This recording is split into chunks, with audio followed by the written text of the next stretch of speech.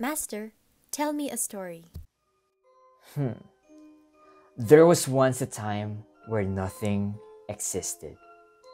A state of nothingness for which we call chaos.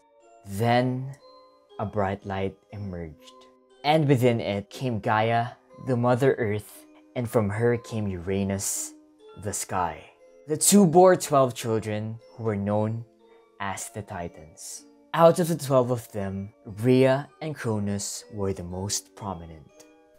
Didn't she have more children?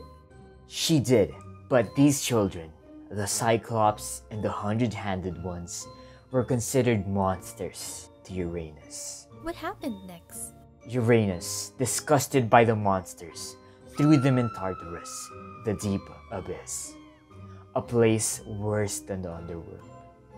This act angered Gaia, so she sought revenge against him.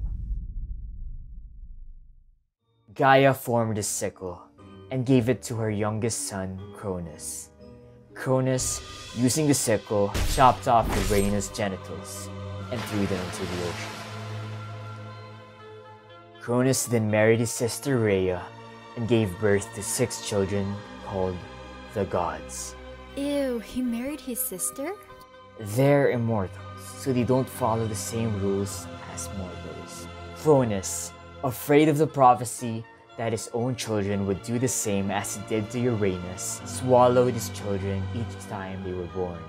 Rhea was distraught, and so she tricked Cronus into swallowing a rock and sent Zeus, her youngest child, to a mountain cave in Crete. Raised by a goat named Amalthea, Zeus swore to himself that he would save his siblings and take revenge on Cronus. When Zeus was old enough, he tricked Cronus into drinking a mixture of wine and mustard. Oh, I know what happens next. Cronus vomited up the gods like whoosh. And the gods, being immortal, had been growing even while inside Cronus. So when they were vomited up, they came out fully grown. And then they had a big war. Like a really big war. You're right. The gods won the war.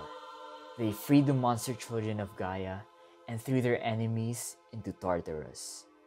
Then, the 12 gods took Mount Olympus as their home. Do you know the 12 gods? Of course I do. There is Zeus, god of the sky, lightning, and thunder. Hera, goddess of marriage and childbirth. Poseidon, god of the seas, storms, and earthquakes. Demeter, goddess of harvest, fertility, and agriculture. Athena, goddess of wisdom, handicraft, and warfare. Apollo, god of healing, archery, music, and poetry. Artemis, goddess of hunting, wild nature, and chastity. Ares, god of war, violence, and bloodshed. Aphrodite, goddess of love, passion, beauty, and desire. Hephaestus, god of the forge, craftsmanship, and fire.